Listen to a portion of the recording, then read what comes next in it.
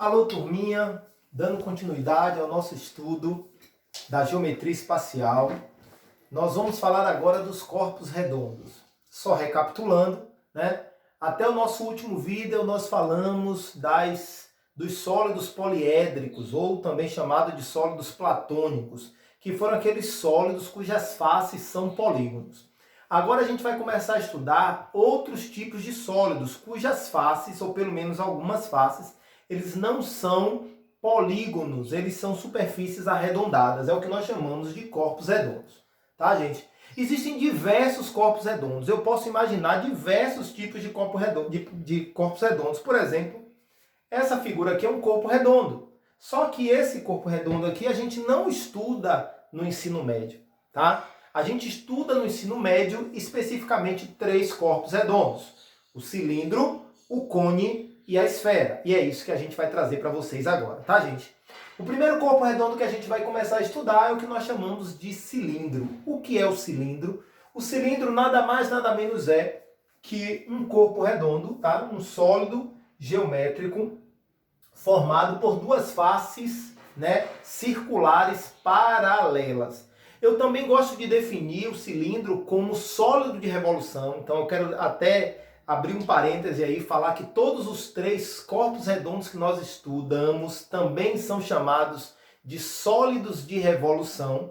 E o cilindro é um sólido de revolução gerado pelo giro de um retângulo. Ó, gente, se eu giro esse retângulo em torno de um eixo central, se eu faço esse giro aqui, gente, eu tenho uma figura geométrica espacial que nós chamamos de cilindro. Ok, pessoal?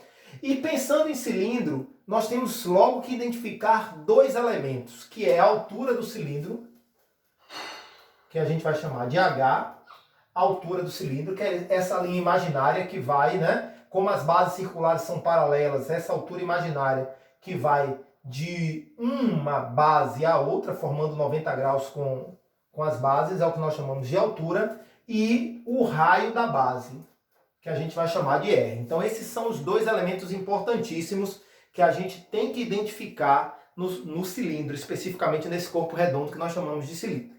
Agora eu queria que vocês observassem um detalhe interessante. Eu desenhei aqui 2 cilindros. O primeiro cilindro que eu desenhei, que a gente identificou altura e raio da base, né? É o que nós chamamos de cilindro reto, gente. Ó, cilindro reto. Os maiores problemas, inclusive do Enem, que a gente vai poder notar, são de cilindros retos, ok? Só que a gente não pode deixar de destacar o que a gente chama de cilindro oblíquo.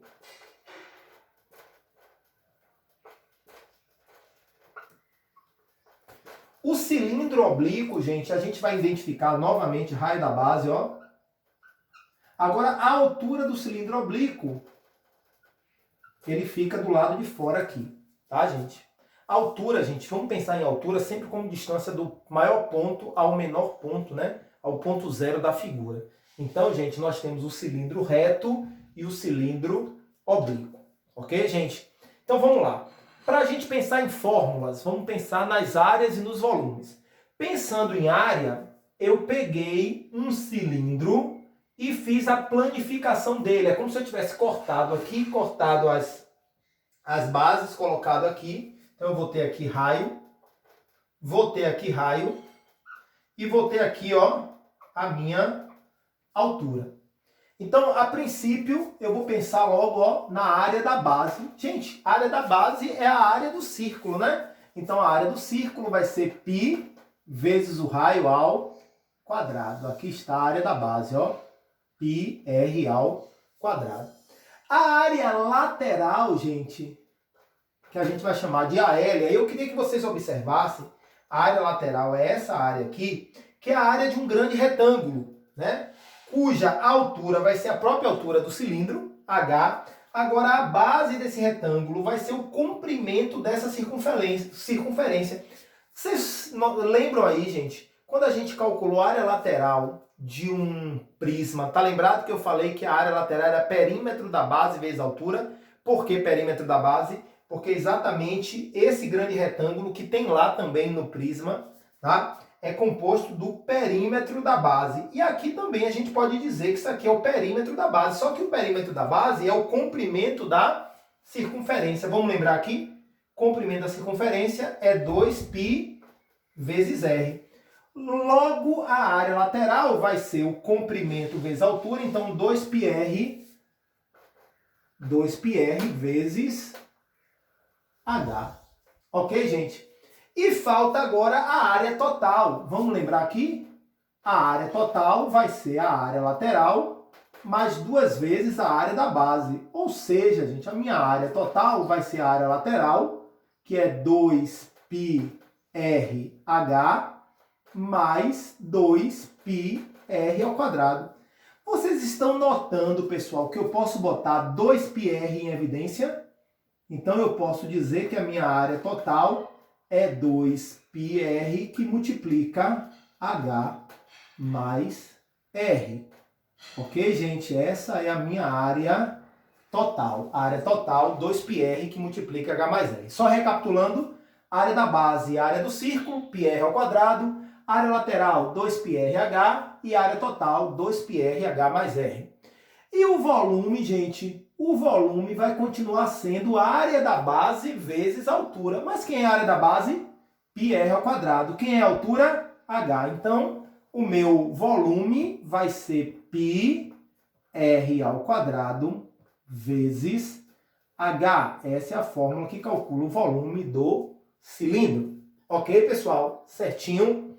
Bom, quando eu penso em cilindro, teoricamente o que a gente precisa saber é isso. Só que nós temos um corpo, né? Um corpo redondo interessante. Vou pegar aqui o piloto azul para a gente entender. Que é formado exatamente pegando um cilindro reto e fazendo um corte diagonal em uma das suas bases. Então, se eu pego e faço um corte diagonal aqui, ó, um corte mais ou menos assim, ó, e apago isso aqui, eu vou colocar pontilhado para vocês terem registrado isso aí. Essa figura que eu formo aqui é o que nós chamamos de tronco de cilindro. E no tronco de cilindro, gente, nós vamos ter, ó, o raio da base. E além do raio da base, eu quero chamar a atenção de vocês de 2 elementos interessantes. Um que eu vou chamar de Gzinho. Esse Gzinho é o que nós chamamos de geratriz menor. E o Gzão, que é essa parte aqui de cá, que é a geratriz maior. Geratriz maior. E o cálculo do volume desse tronco vai ser calculado em função de Gzinho, Gzão e R. Eu quero abrir um parêntese e voltar para cá, pessoal. Quando eu coloco aqui essa altura, isso aqui é uma linha imaginária, porque o corpo é redondo, né, gente? Ó, essa lateral do cilindro é redondo. Essa é uma linha imaginária, tá, gente? Essa linha imaginária, e a gente vai bater muito na tecla isso lá no cone, a linha imaginária nós chamamos geralmente de geratriz. Ok, pessoal? Então vamos lá. Como é que a gente calcula o volume do tronco desse cilindro? O volume do tronco do cilindro vai ser πr ao quadrado vezes uma altura média. Quem é essa altura média? Gzinho mais Gzão dividido por 2. Então, o volume do tronco de cilindro vai ser πr ao quadrado, que multiplica Gzinho mais Gzão sobre 2. Ok, pessoal? Eu vou apagar o quadro agora e nós vamos falar agora de cones. Ok, gente? Bom, pessoal, agora nós vamos falar dos cones, que é um outro corpo redondo, que a gente pode definir como sólido de revolução gerado pelo giro, ó, de um triângulo retângulo em torno de um de seus catetos. Quando eu pego e giro esse triângulo aqui, vou pintar ele, ó. Quando eu giro esse triângulo em torno de um de seus catetos, eu tenho um sólido geométrico chamado de cone, ok? Sobre o cone, nós temos aqui 3 elementos essenciais a destacar. o raio da base, a altura. E agora essa linha imaginária, tá lembrado que eu falei no cilindro que existe uma linha imaginária aqui, já que esse corpo é redondo, essa linha imaginária nós vamos chamar de geratriz, ok, gente? E aí, a gente já observa uma relação importantíssima entre raio da base do cilindro, altura e geratriz. Observe que eles formam um triângulo retângulo. E aí eu posso dizer, ó, que G ao quadrado é igual a H ao quadrado mais R ao quadrado. Ok, pessoal? Só recapitulando, ó, eu tenho aqui um sólido geométrico formado pelo giro de um triângulo retângulo em torno de um de seus catetos. Esse sólido nós chamamos de cone. Detalhe importante, existem alguns autores que pegam um triângulo isósceles e gira em torno da altura. Vou encontrar o cone do mesmo jeito, tá bom, gente? E a relação importante foi tirado desse triângulo retângulo aqui, geratriz ao quadrado é sempre igual a altura ao quadrado mais raio da base ao quadrado. E aí vamos pensar em três elementos. Nas áreas, no ângulo central, esse ângulo central aqui, ó, e no volume. Bom, pessoal, para a gente entender área e ângulo central, eu fiz aqui, ó, a planificação de um cone. Planificar o cone é como se fosse cortar esse cone, abrir a parte lateral dele, tá, gente? Abrir a parte lateral dele. E aí é um detalhe muito importante a se notar aqui, ó. Essa lateral do cone é um setor circular, tá, gente? De raio G e ângulo central alfa. Por que, professor, raio G? Porque eu queria que você observasse que quando eu corto aqui, quando eu faço a planificação, eu tenho aqui as geratrizes, né, gente? Então, não podemos esquecer disso. E também raio da base aqui, R. Então, a primeira coisa que eu vou notar, a área da base, π vezes raio ao quadrado. A área da base é a área do círculo, não tem para onde correr. A área lateral, gente, né, vai ser π vezes raio vezes geratriz, tá, gente? Professor, como é que a gente acha que a área lateral é πRG? É só pensar na área desse setor circular, ó, de ângulo central alfa e raio G, tá, gente? Se liga nisso. A gente achou essa fórmula, área lateral igual a πRG, observando a área desse setor circular, tá, gente? E a área total vai ser exatamente a área lateral mais a área de uma base, tá, gente? Se lembra que no cone a gente só tem uma base, então a área total vai ser πr, que multiplica G mais R, porque vai ser πr ao quadrado mais πRG, colocando πr em evidência, eu vou ter πr mais R. Quando eu penso, pessoal, em ângulo central, tá? Eu tenho como calcular esse ângulo central da seguinte forma. Preste atenção, que esse ângulo é um ângulo central de raio G. E esse tamanho aqui, ó, gente, daqui até aqui, esse arco que delimita esse ângulo central é exatamente o comprimento dessa circunferência. Se é o comprimento dessa circunferência, eu posso dizer que é 2π vezes R. Daí eu vou utilizar aquela formulazinha, né, que diz que o ângulo central em radiano, lembrando que esse ângulo central em radiano vai ser exatamente igual ao comprimento do arco dividido pelo raio. Ou seja, o meu alfa é 2πr dividido por G. Lembrando que esse alfa, 2πr dividido por G, é alfa em radiano, tá, gente? Radiano. E quando eu penso em volume a gente tem uma experiência interessante aí a compartilhar.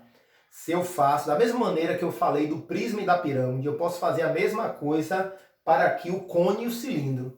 Se eu tenho um cone e um cilindro de mesmo raio da base e mesma altura, para eu encher esse copo cilíndrico, eu preciso de 3 porções desse copo em forma de cone. Daí, o volume do cone vai ser o volume do cilindro, πr ao quadrado h, dividido por 3. Volume πr ao quadrado h, que é a área da base vezes altura, dividido por 3. Ok, gente? Isso é o que eu tinha para falar de cone. Agora nós vamos falar das esferas. Eu vou apagar o quadro e a gente vai falar no nosso próximo momento de esfera, tá, gente? Então vamos lá, gente. Para a gente finalizar essa parte de corpos redondos, vamos falar do nosso terceiro e último corpo redondo, que é a esfera. O que é a esfera, gente? A esfera é um sólido também de revolução gerado pelo giro. Vamos imaginar aqui, ó. Vamos imaginar aqui, deixa eu ver, vou pegar essa parte aqui, ó. Giro de um círculo, tá? De um círculo em torno do seu diâmetro. Quando eu faço esse giro, eu tenho exatamente a figura geométrica que nós chamamos de esfera. Turminha, uma forma prática da gente identificar, né, a esfera enquanto sólido de revolução é a gente pensar numa moeda, fazer aquela brincadeira, botar a moeda, segurar com o dedo e dar aqui na Bahia a gente chama de piteleco, dar o piteleco, aí a gente vai ver aquela moeda girando de forma que a gente consegue enxergar uma esfera. Detalhe importante dessa história toda, vocês sabiam que aquela bola de futebol tradicional de couro, ela não é uma esfera. Ela tem o formato de uma esfera por causa do ar que é colocado dentro. Mas, né, quem fez o exercício aí da nossa lista vai observar que ela é uma figura geométrica com mais ou menos 32 faces hexagonais e pentagonais. Então ele é um sólido poliédrico. Agora, como o sólido poliédrico a gente enche, né, a gente vai encher aquele sólido poliédrico e os gomos, né, da bola que são polígonos, né, que são faces, no caso são faces poligonais, ele fica assim achatado, a gente tem a impressão, a ideia ali para uma bola de futebol de uma esfera, tá, gente? Mas a bola de futebol é tradicional, aquela bola, voltando a dizer, aquela bola tradicional feita de couro, né, ela tem o formato de uma esfera, mas ela necessariamente ali é um sólido poliédrico, tá? Então vamos lá, gente. Elemento da esfera. O único elemento que a esfera tem é o raio da esfera. Interessante, né? Eu costumo dizer aos meus alunos que os problemas com esfera são os problemas mais tranquilos de serem resolvidos. Por quê? Porque a gente, para resolver qualquer problema da esfera, a gente precisa somente do raio, tá? O raio da esfera, que é a distância do centro da esfera a qualquer ponto dela, tá, gente? Então, pensando-se logo em como é que a gente calcula o volume da esfera. O volume da esfera, gente, nada mais, nada menos é que 4πr ao cubo sobre 3. Só contando a história, professor, como é que os matemáticos acharam, né, volume da esfera como 4πr ao cubo sobre 3? A esfera, gente, é uma figura equivalente a uma outra figura chamada clepsidra.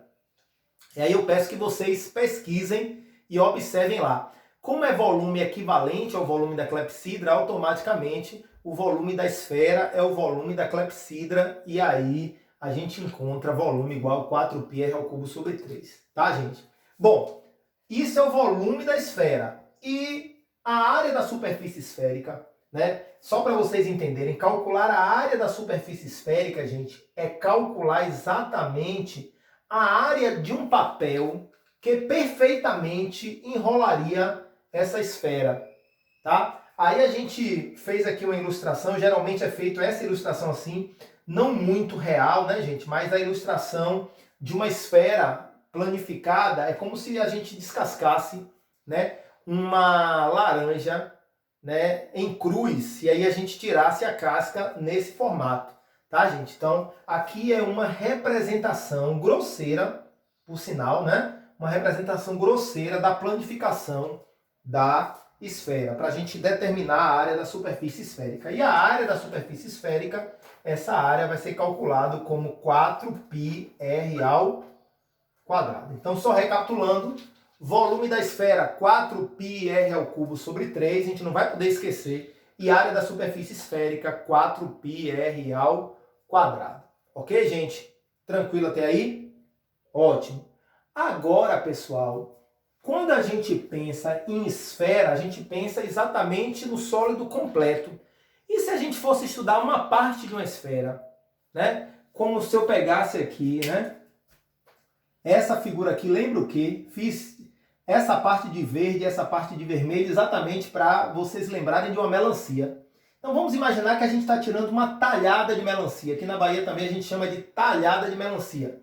Quando a gente tira essa talhada da melancia, gente, a gente tem uma região circular chamada de cunha esférica. Uma região sólida circular de raio R, ó, isso aqui é raio, isso aqui é raio, de ângulo central alfa. Ou seja, essa região sólida toda nós chamamos de cunha esférica. Então, vamos lá. Tudo isso aqui é o que? A cunha. E o que é, professor, o fuso esférico? O fuso esférico é só essa região da superfície, ó. Eu costumo dizer que se eu pego a talhada de melancia, a melancia toda é a cunha.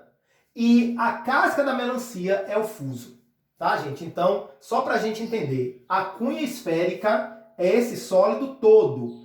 O fuso esférico é somente a casca, a parte da superfície. Então se liga nisso. De cunha a gente calcula volume e de fuso a gente calcula área. Então o que a gente vai precisar calcular é exatamente a área do fuso e o volume da cunha.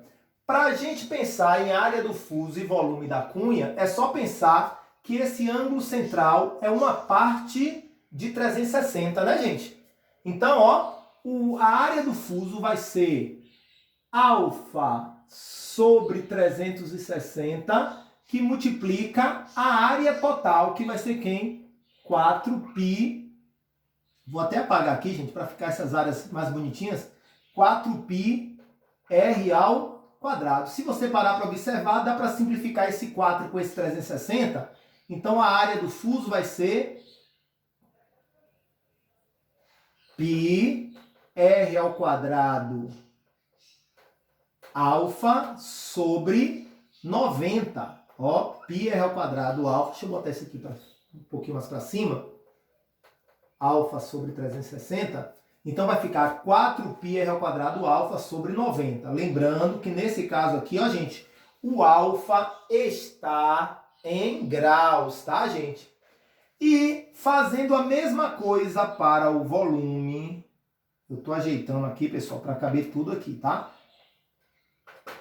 O volume, a gente vai utilizar a mesma estratégia, gente. Multiplicar esse 4π r ao cubo sobre 3 por alfa sobre 360. Isso aqui vai dar, ó, π r ao quadrado alfa sobre,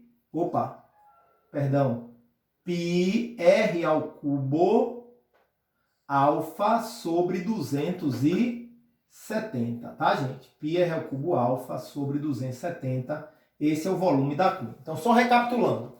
A área do fuso vai ser π r ao quadrado alfa sobre 90 e o volume da cunha vai ser π r ao cubo alfa sobre 270. Ou seja, a gente descobriu a área do fuso e volume da cunha multiplicando os volumes e a área por alfa sobre 360. Já tá, gente? Lembrando que esse alfa está em graus, ok? E para a gente finalizar de verdade mesmo, vamos pensar aqui numa calota esférica. O que é uma calota esférica? Imagine uma esfera, ok, gente? A circunferência máxima da esfera é essa daqui. Só que se eu for cortar circunferências em a esfera em outras partes, eu vou ter circunferências menores. Quando eu corto, por exemplo, nessa parte aqui, eu vou ter uma região chamada de calota esférica. Essa circunferência, ou melhor dizendo, desculpe, essa esfera vai ter raio R. E essa calota esférica, o raio da calota, eu vou chamar de R minúsculo, tá, gente? R minúsculo.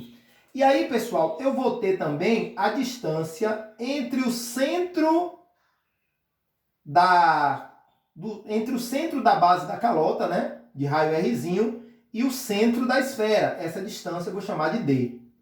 Então, quando eu penso na calota esférica, uma relação importante entre raio da esfera, raio da base da calota e a distância entre o centro da calota e o centro da esfera vai ser exatamente o teorema de Pitágoras, ó, Rzinho ao quadrado é igual a Rzinho ao quadrado mais Dzinho ao quadrado. Ok, gente? E assim a gente finaliza essa parte de esfera. Nós finalizamos tudo que vocês precisam saber de corpos redondos, tá? Esse vídeo foi completo sobre todos os corpos redondos. E aí, pessoal, o próximo vídeo da gente nós vamos falar dos sólidos inscritos e circunscritos e falar dos troncos de cone e de pirâmide, ok, gente? Que o Senhor Jesus abençoe poderosamente vocês.